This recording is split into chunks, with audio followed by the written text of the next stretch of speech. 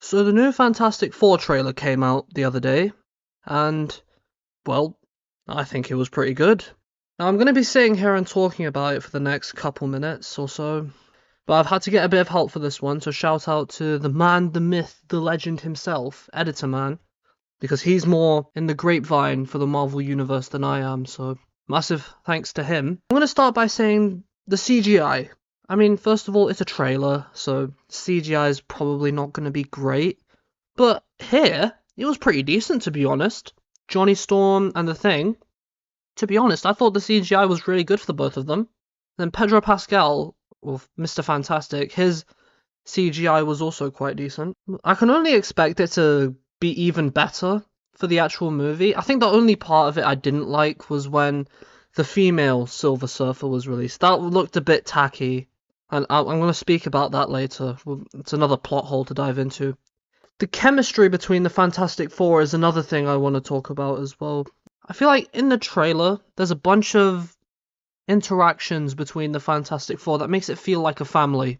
I feel like it's important at the start of the film. We don't have a whole backstory for this one. It's explained in the first couple minutes. Like, they're going down the route of the MCU Spider-Man, which I think is quite a good idea, because most people know how the Fantastic Four got their powers. There were 4 people on an spaceship, and they were going to a planet, but then it was to do with cosmic rays or stuff like that, and then that's how they got their powers. So I think it's a good thing that we've established the Fantastic Four, and they are heroes. I mean, especially The Thing. I didn't expect the children to warm up to him so quickly. I mean, it's a stark difference to the Incredible Hulk. Knowing him, he would have probably screamed at the children. But honestly, I'm going to say it again, the chemistry was amazing. Like, for the romantic scene between Mr. Fantastic and the Invisible Woman, I mean, they're going to be together at the end of the movie anyway, we all know that.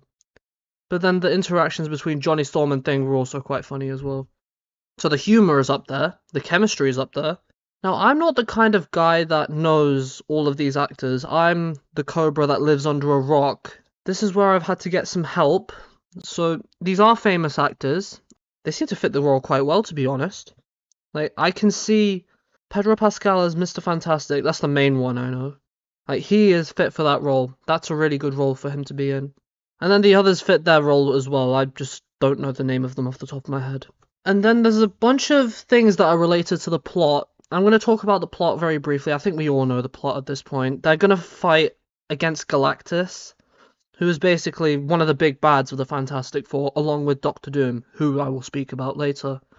But then another thing that's interesting is the Silver Surfer that we saw. Now, this isn't the normal Silver Surfer, like, in 2014, I'm pretty sure. Like, that Fantastic Four movie. This is a different one. In fact, this is the Silver Surfer's love interest. This is way back in the day. This was in a comic, I'm pretty sure. Now, I can get why they kind of did this, because this is an alternate universe, and at the end of the day, the MCU is going to go through a reboot after Secret Wars. So, I feel like it's important that they show this Silver Surfer and save the real one until much later, which I think is a good idea. And also, going back to Galactus, he is that Avengers level threat. Like, he is a Doctor Doom, a Thanos.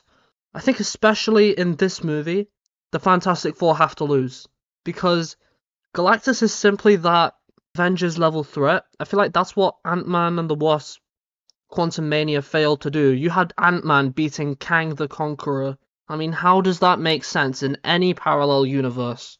So I think it's important that the Fantastic Four probably loses. I have here in my notes how they escape. I don't feel like they're going to escape. I feel like it's going to be more of a fact of driving Galactus away rather than defeating him. Kind of like how, I know this is a very different comparison to make, but in Venom 3, like how Null wasn't defeated, but he was just pushed away. One of the final points I want to talk about is Doctor Doom. Like, as you all know, there's this uproar about, oh, does Robert Downey Jr. have the potential to be Doctor Doom, or is he able to do it well and not be a Tony Stark?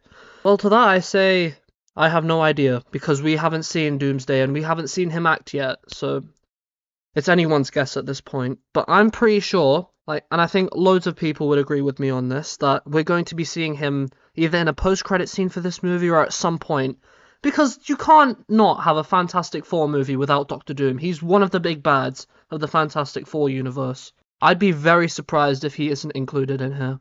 I think this is going to be a very, very good movie, simply because it's the first Fantastic Four that's being introduced to the MCU, and then also because the casting is incredible, and genuinely, I think they've got something good going on here. This is the kind of thing that we need from the MCU. I'm going to speak about this much later on in my next video that I've got planned, so I won't delve in too much into it now, but this is on the right path for the MCU, especially the next couple movies.